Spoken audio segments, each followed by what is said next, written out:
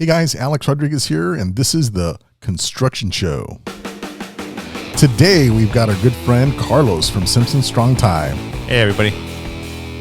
We're going to be talking house bolt downs and natural disasters here in California. So today's topic is Carlos and I have known each other for a couple years now. We've met at the trade shows, and we've been wanting to put together a show about your products and how they help people improve the performance of their house or the buildings. When we're talking about soft start retrofitting. So today we're talking about bolting down houses, and you're going to get to learn a little bit more about Simpson Strong-Tie. Most of homeowners, they don't know, they may not be as familiar with your brand as obviously as contractors, right? Because contractors use your product all the time. So we're going to get a little bit deep dive on the components that help homeowners' house perform, and you have a little opportunity to talk about some of the new products you have. So that's kind of pretty cool. So We're going to talk about we're also going to talk about how to retrofit a foundation. I'm going to show people what are the different steps to bolting down their place so that it performs well in an earthquake. So Carlos, tell us a little bit about yourself so folks get to know a little bit of your background and what you do for Simpson. Sure. So, hey everybody, Carlos Zarate here. I am the residential territory manager for Simpson Strong-Tie here in the South Bay in Southern LA County. My job is to do exactly what I'm doing today, is informing folks about all of our products. Obviously talking to folks like Alex here, just giving them information about our products and helping them understand how we can help you guys help your clients. Cool. Well, let's get into it, Carlos. Let's actually, I guess before we get deep into the actual materials, give us a little bit of rundown on Simpson and just a little background information on the company itself. Okay, so Simpson Strong-Tie, we've been around since 1956, so we're going on 60 plus years. We started off as a small screen company and kind of evolved into manufacturing just different structural components, structural connectors, primarily for the residential markets, but we're ever evolving, and we are getting into other markets such as concrete, different types of retrofits, and just some of the different construction industries that are out there. So here on the screen, we've got a few of your connectors, and just kind of walk us through a little bit about each one and why, how do people use them as part of the whole system? Sure. So, some of the connectors that are up there on the screen, obviously you've got our wood connectors, we've got our fastener products, we've got our anchoring products, and then we've got some of our lateral products as well. We've got moment frames, we've got shear walls, and we've got, talking about, new products, we've got these they're strong walls. Exactly. They're prefabricated shear walls is what they are. And they help improve the performance of your building. If you don't have nowadays large open spaces are really common, big doors, big windows. So what that does is it helps the folks out there design with our products. That gives you the structural performance you're going to need if you don't have, the typical spaces that you would see in construction. Right on. And when Carlos is talking about performance, he's basically saying you're making the building, particularly the first floor, stiffer, right? When an earthquake hits the building, eventually the building starts to oscillate, right? It starts moving back and forth and left and right. And these connectors, whether it's the shear wall or the moment frames, they're basically improving the connection between the ground and the wall, and then ultimately the wall and the framing system above.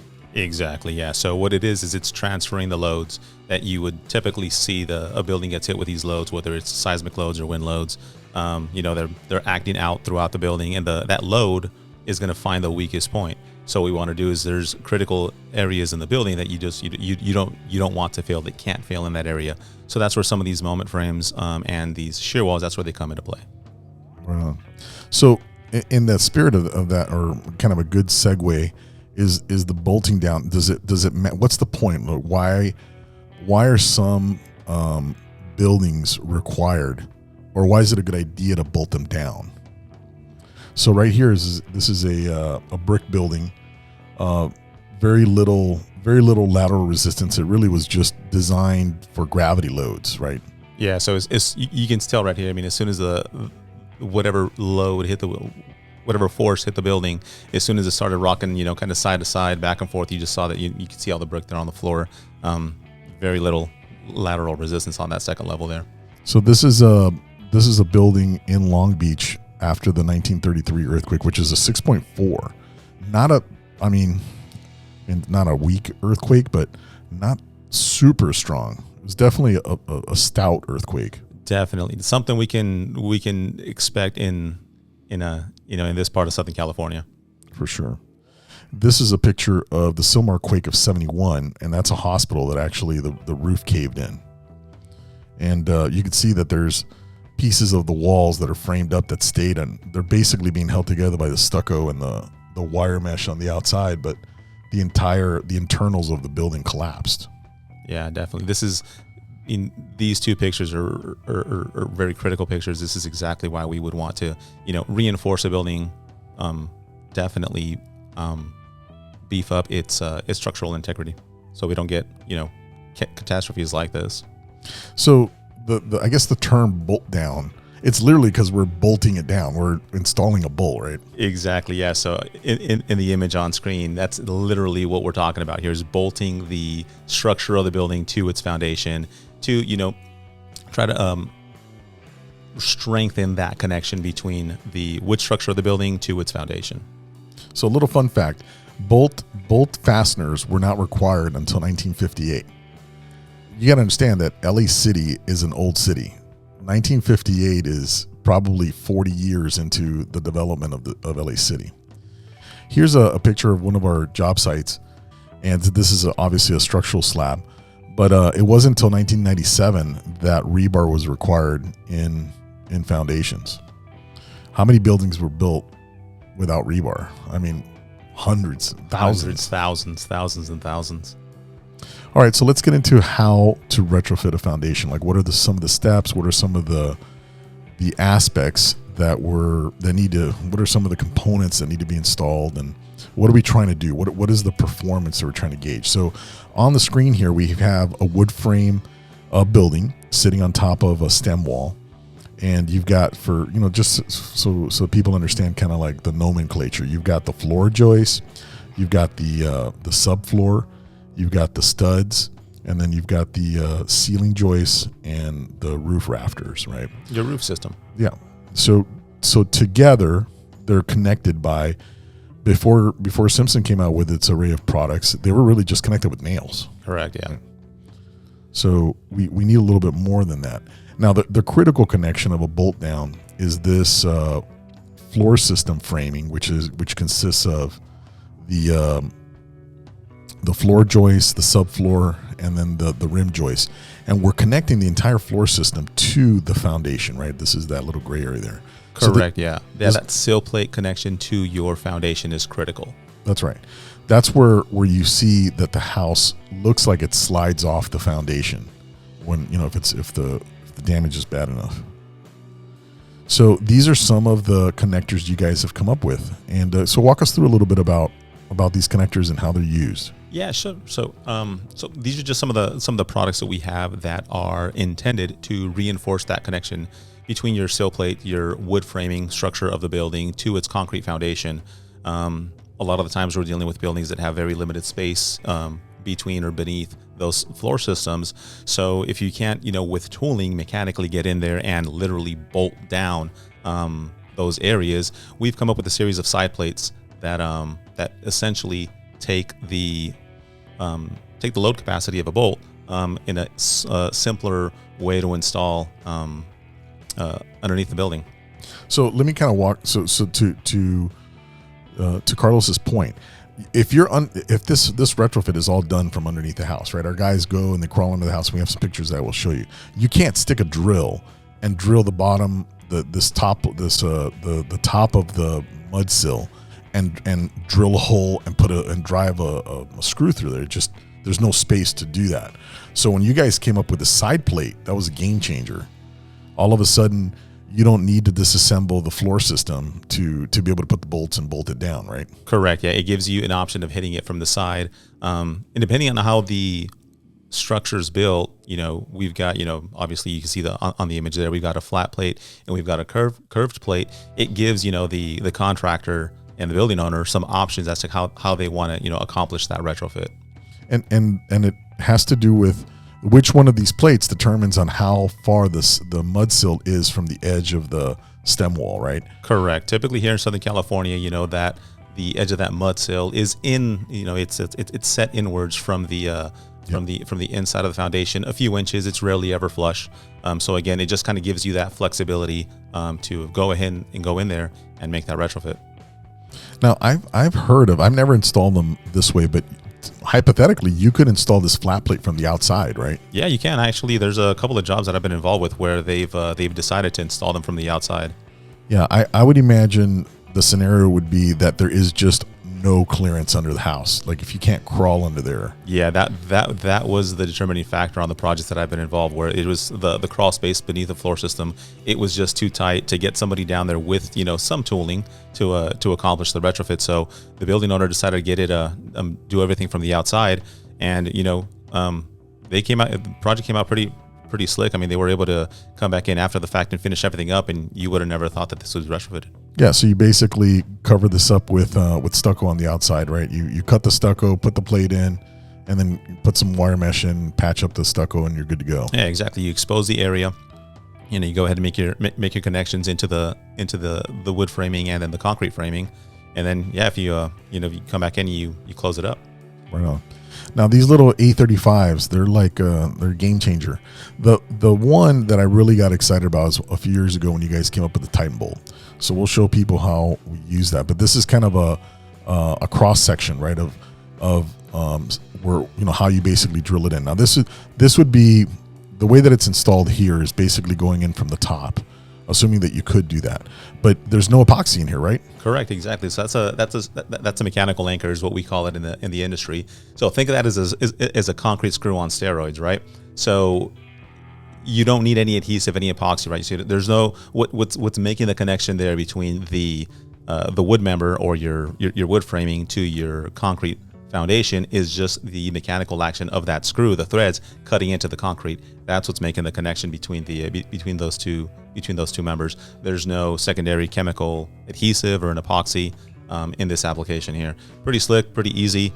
Makes the job of folks like you, Alex, a lot easier, a lot cleaner, and a lot faster for the homeowner. No, 100%. So we use the Titans to connect the bottom of the URFP plate, and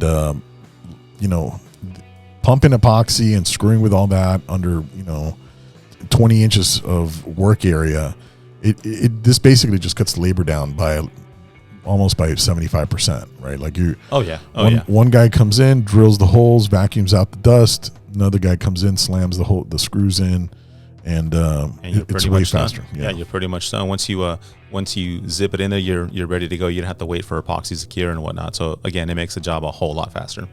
So this is a job that we did. I think it's down here in Torrance, and that's basically the plates in play.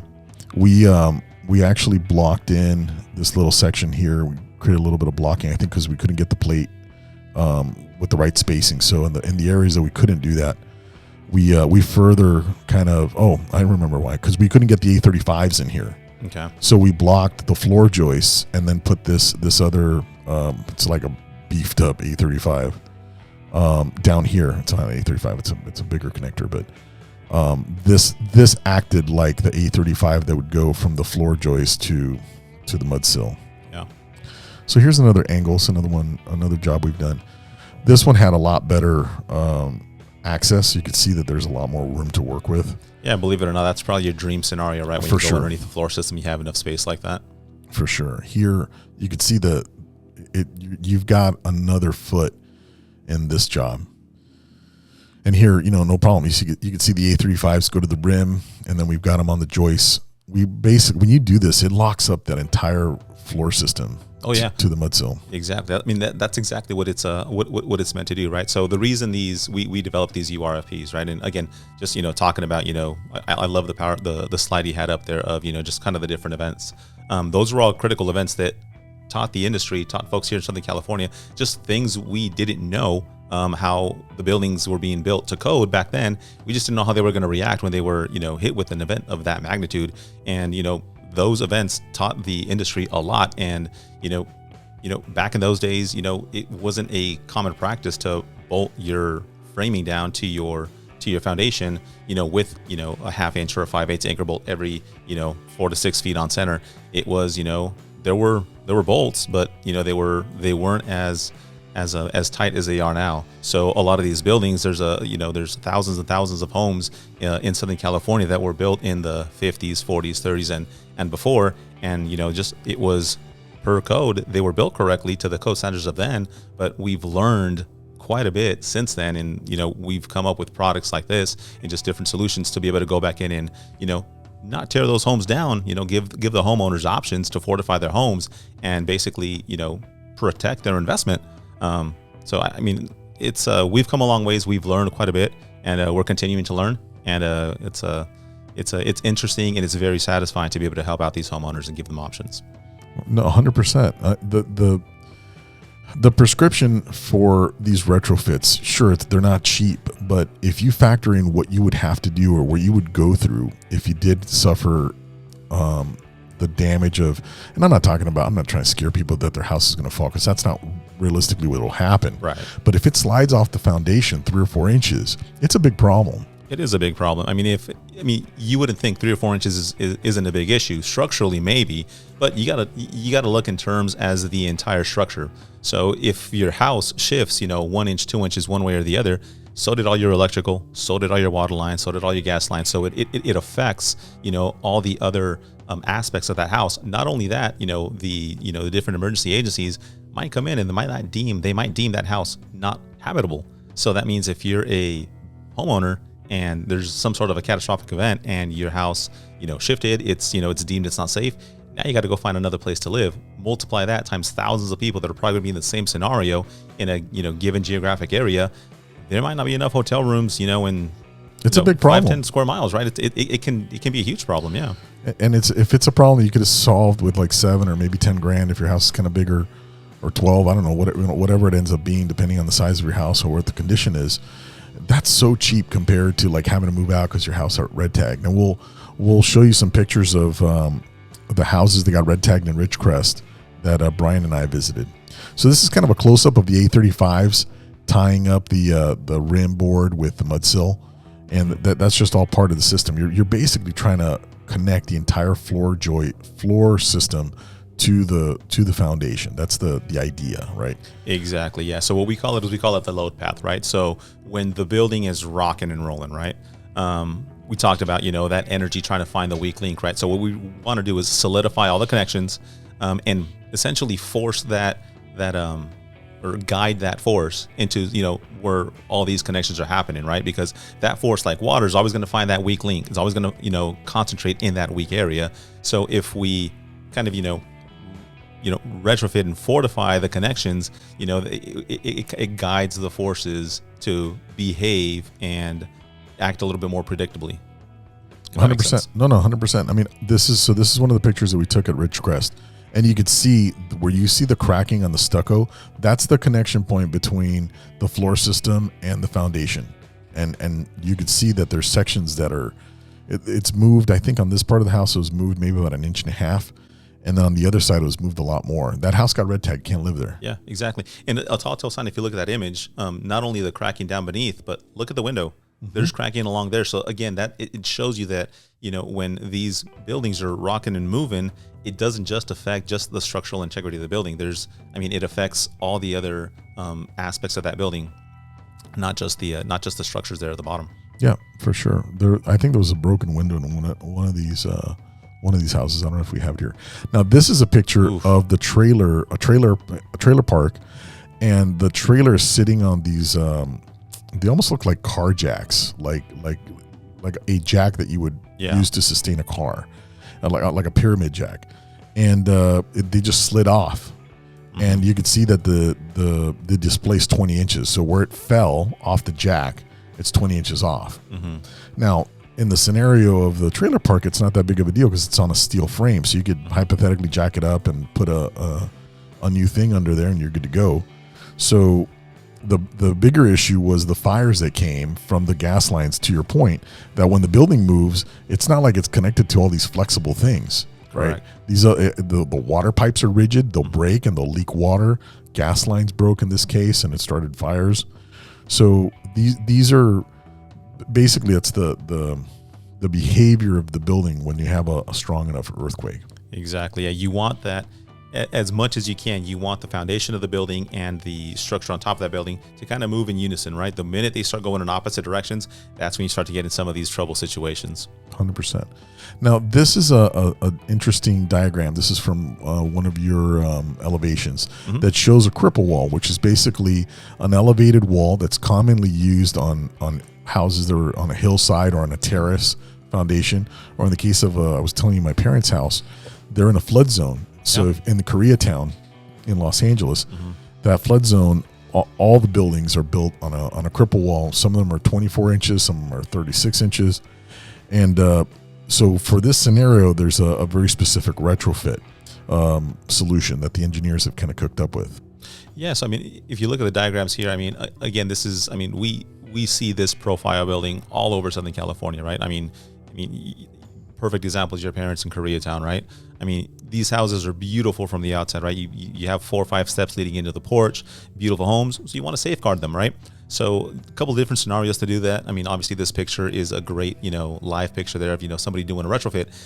Again, that's, the perfect, not perfect's the wrong word. That is a ideal scenario where you've got the spacing underneath the floor system of the building to get in there with tooling to be able to literally bolt down that foundation.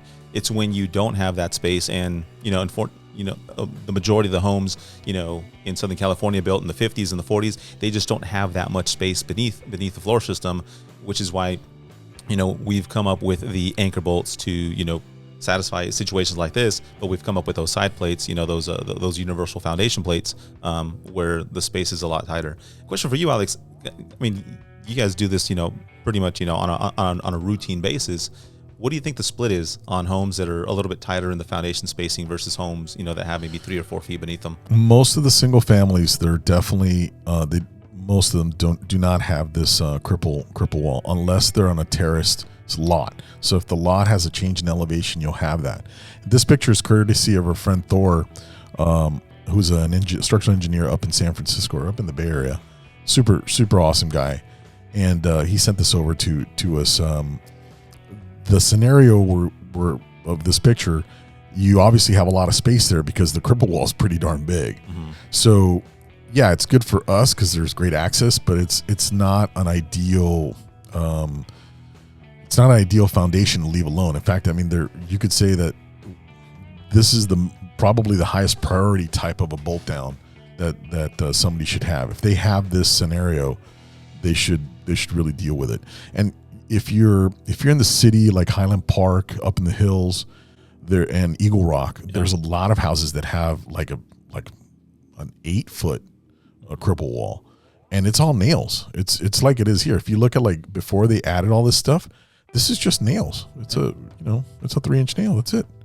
Those little nails, they don't hold a lot of force. I mean, collectively they've done a pretty good job so far, but it's whether they get damaged or not is a factor of how close the earthquake was, right? So it's just a matter of time, that it's a weak design, and it makes total sense to do something about it. Well, it's a weak design now, knowing what we know. Correct. Going through some of the events that we've gone. Again, those homes were built perfectly to code back then, but Mother Nature has done a good job of educating us and enlightening us. So with the information we have now, I mean, we've got the ability, we've got the resources to go ahead and do something about that, right, and mitigate that a little bit more. 100%. Yeah, no, 100%. So this is this is again one of your diagrams, showing the combination between a step up. So you can see how the foundation steps up. This is very common on a hillside, and it doesn't have to be a super steep hillside. It could just be a moderate hillside where the foundation was built on terraces. So you've got the sections here that are cripple walls, and in order to transfer the total lateral force in this lateral direction, you have a combination of plates to the concrete. Then you've got this infill of shear, and then the Titan bolts and the A35s and stuff on top. Yeah, and additionally, so that's a great diagram. What that diagram there shows is it shows, like you just said, the step down to the concrete, and then it shows the different options, the different ways of being able to retrofit, that condition. If you've got the concrete there, go ahead and go with the plates. If your cripple wall's taller, 4 feet, 5 feet, 8, in some instances 8 feet, you can go ahead and use some plywood sheathing to fortify that cripple wall. 100%. 100%. By the way, you will need, for those of you curious, if the cripple wall is bigger than 24 inches, you will need structural plans just to make sure that it's designed correctly. But it'll be a version of that. It'll be a version of this, and this is another kind of before and after, courtesy of the California Earthquake Authority. Since most of the bolt downs that we do don't have a cripple wall, luckily, we didn't have a lot of pictures, but I think it's important because these are the houses that really, really need it. Yeah. So, I mean, in my opinion, not to say that, one's, needs it more so than other, but if I was a homeowner and my home was on a 3 or 4 foot cripple wall, I would definitely make this a priority to get this done. Reason being is just, the taller these cripple walls are, the more it magnifies the energy and the more that structure is going to rock. And it just has a higher probability of having some sort of a catastrophic failure versus situation where, maybe your cripple wall is a little bit shorter. Not to say that one can or won't, but, just the taller the cripple wall, the more magnified the forces are. Yeah, by all means. Absolutely. Absolutely. And you can see, like in this scenario, the wood is kind of toasty. Mm-hmm. This is supposed to act like shear on the outside. Yeah. It doesn't. I mean, the engineers give it a shear value, but it's not very strong. Yeah, well, I mean, think about it. If this house was built back in the 20s, 30s, and 40s, back then, that siding had some sort of a shear value attached to it, right?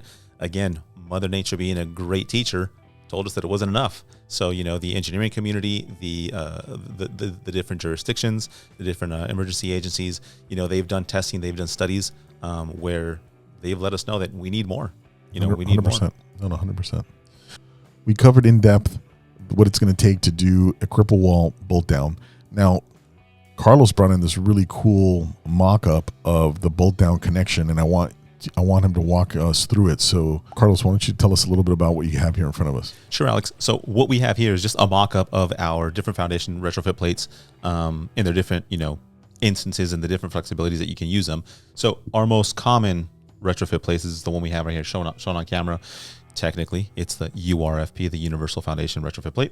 So again, what it's doing is in those, like we saw in the pictures earlier, in those areas or in those floor homes that has those really tight floor spaces, you don't have the tooling, you don't have the ability to make your bolt down from the top down, you hit it with a side plate like this. So if you can see on camera here, S-shaped plate, pretty simple. Takes a series of screws, 5 screws that go across the top here. Screw those into your home foundation, and then you use our Titan HD screws to essentially attach it back into the concrete foundation. So this represents the gray area represents the existing concrete, right? Correct. Yeah, existing concrete, existing floor, existing home framing. Okay. Yeah. So flip it around so you can see if you were to do the retrofit from the outside, what it would look like using a flat plate. Now, I've only, of all the bolt downs that we've done, I've only come across once where it was flush like this. Yeah. So we did it from the inside like that because it just made sense. Yeah. To be honest with you, about 90 to 95% of the retrofit foundations, the foundation retrofit projects that I've been involved with, have used the URFP versus the FRFP, the flat foundation retrofit bolt. But it's the same principle. Exactly. You're basically bolting down the mud sill to the concrete. Exactly. So what you're doing is you're reinforcing the connection between your framing and your concrete members. In this instance, if everything's flush or if it's just easier to attach it this way, this product here or the URFP, think of them as his cousins, as best buds. It depends on what the site conditions are. Just the fact that the URFP gives you a little bit more flexibility is why folks in the industry tend to use that one, gravitate towards that one a little bit more. Yeah, 100%. I mean, you're going to put in the connector that fits, right? Exactly. Now, I have used this technique to create. One of the engineers, our friends at Partners, they did a design for a soft store retrofit, but it didn't require any frames. They just wanted to retrofit the shear wall, the existing shear wall. Sure. So they had us put these in with these huge bearing plates. Yeah. Yeah. So let me see if I can tilt it. You guys catch it a little bit more better on camera. So again, if you've got the space if you have enough space underneath your floor system, why not go with some sort of an anchor bolt with a pretty big bearing plate? Again, these are components that we didn't know we need back in the 50s and 40s, and again, Mother Nature being a great teacher, taught us that these are important to have. So if you do have the spacing, why not hit it from the top? Yeah, we ended up having, so it was an exterior wall and it was a parking lot. So we peeled off all the stucco and we did all the work from the outside. I think we added like a 3x we blocked in between the wall joists, the wall studs, and we ended up putting these those big ass Titan bolts with a big bearing plate. That was part of the retrofit. And then we put a shear wall over the whole thing and down. Yeah. These products aren't specific to foundation retrofitting. As a matter of fact, we've had our Titan HD screws. They've been around for a while. It's very common to see these in residential applications, making this exact connection, right? So again, it's just ways that you can fortify again the connection between your wood member and your concrete member. Yeah, 100%. I think it's a great solution. It's a great system.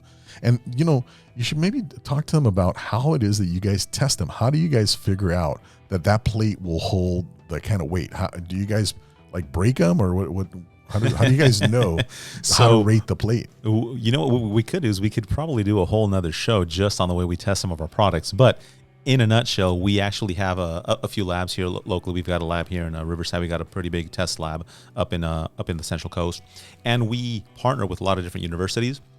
So, in a nutshell, is we will test this assembly and just break it and see what kind of loads we get. They're not very eventful tests, but they're pretty exciting because we're guessing what the loads are going to be and whatnot. But that's essentially how we test it. We mock up a real life, to scale, piece of a wall, concrete, and we pull them. We pull on them until we break them, or we'll push on them side to side to check the lateral loads. That's cool. Yeah, it's pretty cool stuff. Well, it gives you some certainty, right? Because once you know what a particular segment, how it performs, it's predictable that it'll go to scale. Correct. Right? For the rest of the run of the lateral drag line. Yeah, we like to pride ourselves that we don't do calculated loads. We like to test all of our loads in as real life scenarios as we can. And so you guys have done testing. I remember talking to you about this on months ago, or maybe even a couple of years ago. You actually did the testing for the pullout, what the force would be to get that anchor to out. Rip it out of the concrete. Yeah, that's crazy. Yep, that's cool. So, all right, cool. I think we covered that in detail. Whoa, that sound. That means we're going to take a little break. Hey, guys, stay tuned. We'll be right back. We have a little quick message, and we're going to be talking about Alex's trivia. We're going to be doing Alex's trivia next. It's the fun part of the show. I love Los Angeles. Movie stars, surfing, one of the most diverse cities in America. Some days, it feels like paradise. But any second now, that could all change. Because the big one is coming. We're better prepared for the big one than any big city in America, which is to say we're woefully unprepared. An earthquake so large that the Los Angeles will be gone. It's going to be chaos. Thousands of fires will break out all over the city. The power will go out. Clean water will be scarce. They don't understand that it's not going to be just one big shake, but it's going to be thousands of shakes for months or years. There's nothing we can do to stop it, but we can get ready.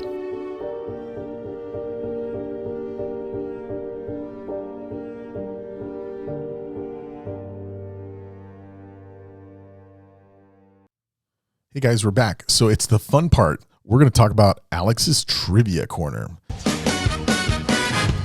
Yeah. All right, guys. So Alex's Trivia, for a free cup of coffee at the Starbucks that I will send you a gift card for the first person that posts the correct answer below. The question is, what has been the biggest natural disaster in California's history? A, San Francisco quake of 1906, pictured in this image. B, the Northridge earthquake of 1994. C, the Great Flood of 1862. D, the gubernatorial recall of 2003. Folks, post your comments below. The first person to give us the right answer will, I'll buy you a cup of coffee. That's part of Alex's Trivia. I hope you have fun doing that, participating in that. And please go ahead and post your comments below. And let's see how it goes. We'll announce the winner at the next during the next show next week. All right. Hey, so the other fun part of the show where we're talking about, we get to answer the viewers' questions, the commonly asked questions that people have. So, Brian, do we have any questions? Hey, Alex. Yes, we got some questions here. The first question is? All right. So the first question, somebody wants to know, how do I know if I need to bolt my house to the foundation? So typically speaking, you'll have a foundation, anything built before the 50s. If you have a brick foundation, can't quite bolt it down the same way that we have to engineer that. Yeah. But you'll know based on the year built. Awesome. Another question here. Brace and bolt, bolting, bolt down, retrofit, is it all the same? Well, yeah, I think they're kind of loosely used, intertwined terms, but basically the repair or reinforcing the foundation is ultimately the goal. So it performs. They're all just common terms, but we get the message. Yeah. Awesome. Got a question here for Carlos. Somebody wants to know, where is Simpson Strong-Tie located? Great question. So luckily we're fortunate. We've got 4 big manufacturing branches here in the States, 2 here in California. We've got one in Riverside, California. So that's the main branch that services SoCal. We've got another one up in Stockton, and then we've got one in McKinney, just outside of Dallas. And we've got one in the Northeast in Columbus. Wow. That's cool. That's cool that these products are made here in California. That's awesome. Yeah.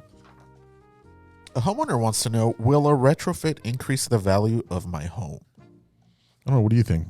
I would say yes. I would definitely agree that it would. I mean, just think of it this way, right? You have 2 homes side by side.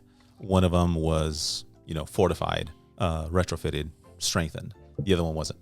Which one do you think is going to kind of command a higher resale value? To what degree? Maybe you can argue to what degree, right? But in my opinion, something has some sort of a fortification to it. And, the other structure doesn't. Who do you think is going to be able to sleep in their bed, maybe the night after something happens? Yeah, I mean, especially with the prices that we have now, you're paying $900,000, $1 million plus for a house, and it hasn't been bolted down. It's probably a good idea to buy the house that's bolted down, or go through the expense of bolting it down once you buy it. Yeah, cool. Looks like another homeowner has a question. Looks like they're a DIYer. They want to know, is a retrofit something I can handle on my own? I think they can. I don't know that it's a good idea to do it. I agree in theory. I guess how comfortable are you with really tight spots? Are you claustrophobic? Do you have some pretty good flashlights? Because in theory, could you do it? Probably. Should you? I would definitely hire the pros. Yeah, me too. I think so. They're probably gonna need about $1,000 worth of tools just to do it. Probably. Because you need a big drill to drill into Titans, and I have a feeling that even the most hardcore DIYer, within the first 2 hours of attempting, would be like, okay, I'm not doing this anymore. Yeah. It's really like just, it's a grind, like putting in all those little connectors, and you're in there. We normally have 3-4 guys working for most of the week. So can you imagine like somebody doing it themselves? It would take I don't think it would take 4 times longer. It would probably it would be a factor of like much more than that, because you don't know what you're doing. Exactly. It's if you're a weekend warrior, pencil in 3 or 4 weekends to get it done. Yeah, maybe more. Yeah, I don't think it's a good idea for them to do it. I agree. I don't know if they'll believe me, because they probably think that I want them to hire us to do it. But I would challenge the most hardcore DIYer to go in there and spend a few hours and see if you want to do that for 8 hours, for another 15 days. I mean, I've heard and I've seen some pictures where you find some interesting critters living down beneath that floor system. I don't know if you want to be hanging out with them for a couple of days on end. Yeah, for sure. What's the next question, Brian? Somebody else would like to know, can you retrofit a slab foundation? What are your options? Normally, you don't really do that. I mean, I suppose if the bolt count spacing is wrong, you'd have to do it from the outside. Yeah, I mean, a slab foundation, you're assuming that there's concrete, throughout, beneath the entire slab of concrete beneath the house. That foundation system is different than this raised floor foundation that we've been seeing. I mean, how could you tell if there is or there isn't enough sufficient bolts? I guess if you wanted to, you could maybe base it off of when the house was built, kind of what the code, what the standard code was then, and, fortify it that way. I guess in theory you'd have to use obviously, something from the outside. You couldn't get in from underneath the floor system. Yeah, you'd have to break the stucco from the outside. Yeah. But that's not very common. In fact, we've never done a job like that. I would imagine that scenario would be if there's some kind of a water leak and you had to peel back a lot of the wood, and there was visible damage or visible deficiencies in how it was built. I don't think we've come across a scenario where we've done a slab just as a preventive measure. I can't recall. I can't recall either. It's a good question though. Somebody else would like to know, are there any special requirements for homes built on hills?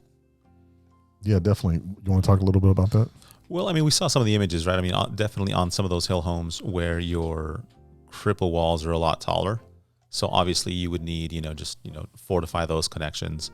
That would be something that I would definitely not encourage the homeowner to do on their own. Definitely reach out to a pro. You might even need the services of a structural engineer to go in there and, really, give that site a good evaluation. Kind of guide you to the most, maybe the most cost-effective way of doing it.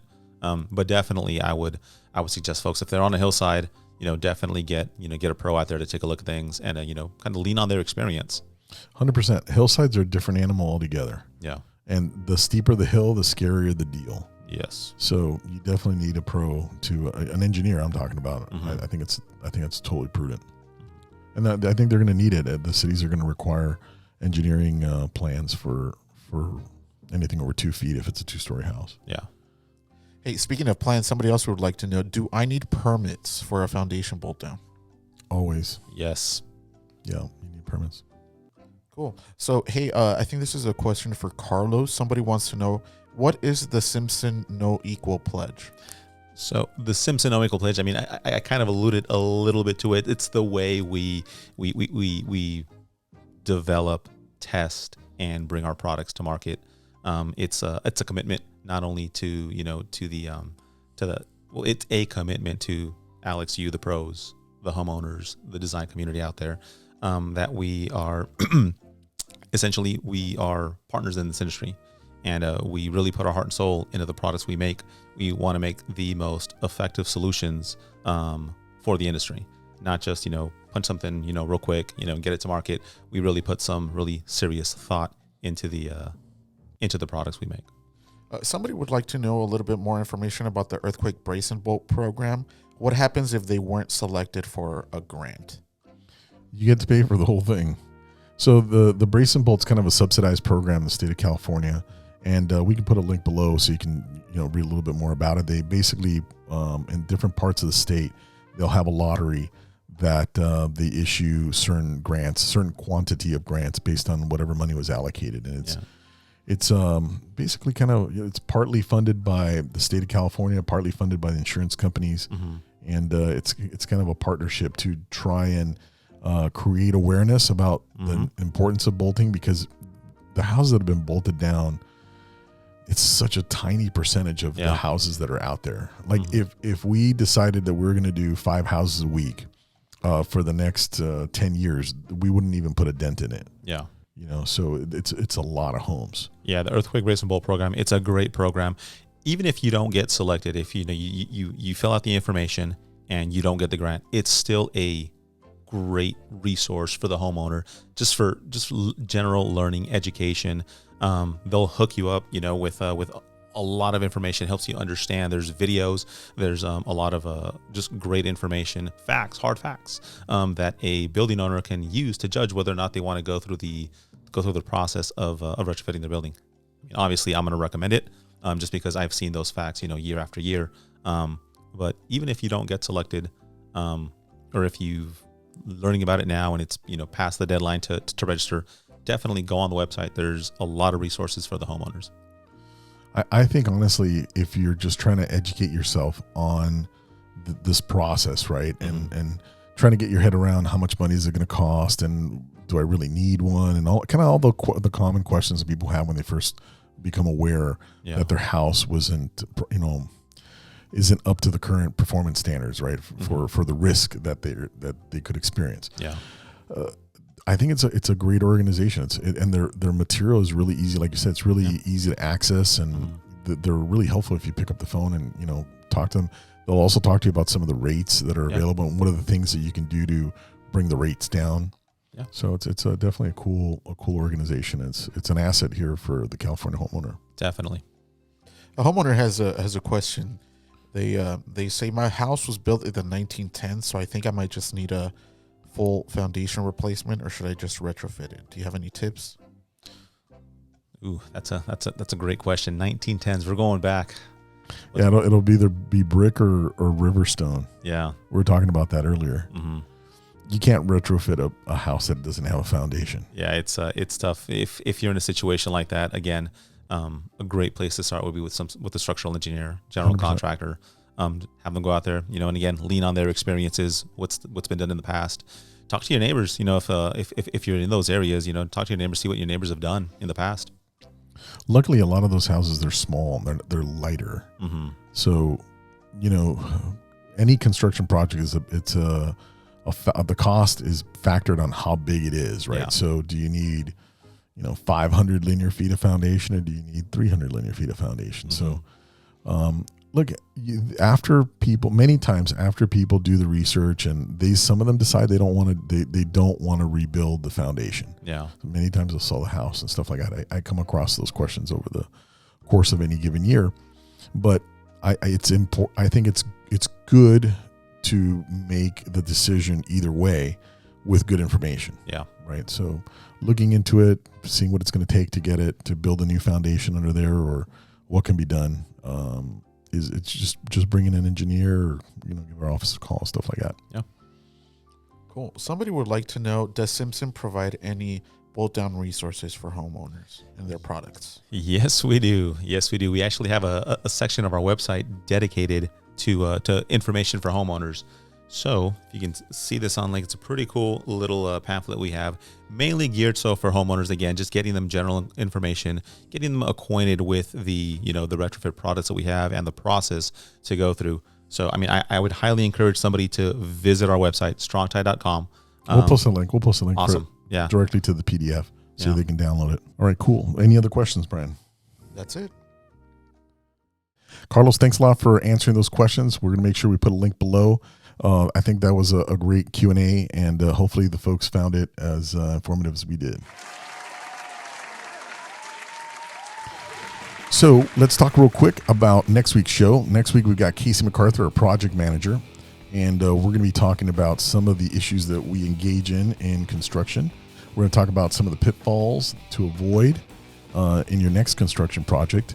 And if you want to learn more about any aspect of remodeling, please go to our website, baycitiesconstruction.com. We will also post on this segment, we will post a link to Carlos's PDF on his site, on the Simpson Strong-Tie site. That's available for immediate download. If you want a hard copy, Carlos is going to leave a few copies with us here. We can mail them to you. Just send Brian an email at brian@baycitiesconstruction.com. If you didn't catch our previous episodes, we have a series of 2022 trends. Last week's episode was about bathroom remodels. So go ahead and check that out. I think we've got Wendy on that show. We talk about the different aspects of bathroom trends of 2022, and that's posted on Facebook and YouTube, episode 48. If you haven't got enough information, please go to our website at baycitiesconstruction.com. Check out the blog articles. Brian has put them in a nice, easy to find format. There's hundreds of articles about bathroom and kitchen remodeling and home remodeling stuff. There's definitely stuff there about seismic retrofits and home additions. And guys, it's all free. We built all of this stuff for you so that you can have an idea of what it's going to take to remodel your house or fix and repair your foundation correctly. YouTube channel is obviously a really good resource. That's YouTube/BayCitiesConstruction. We're excited to bring you a steady stream of videos this year. And we've kicked off quite a few this month in January, so there will be more to come over the next few months. So please check in on that. If you haven't done so already, please subscribe and hit the little bell to make sure you get alerted of the next video. If you're new to the channel and you haven't kind of researched us, this is kind of some of our information. We've been in business for 16 years. There's my contractor's licenses on there. And if you're thinking about doing a kitchen or bathroom model or home addition, we can do the design for you, the architectural, the engineering. We'll represent you with the city and we'll manage your project and get it built out. Folks, just a quick reminder, we're doing jobs all the way from Manhattan Beach all the way down to Dana Point along the coast. If you have any questions, go to the website, put in your information, and we'll make sure we get back to you. I want to thank my good friend Carlos from Simpson Strong-Tie for coming in the studio. Oh, my Thanks, pleasure. Carlo. Appreciate you coming, man. And for those of you, I'll see you at the next show. My name is Alex of Bay Cities Construction. Reminding you don't need a contractor. You need a team of pros.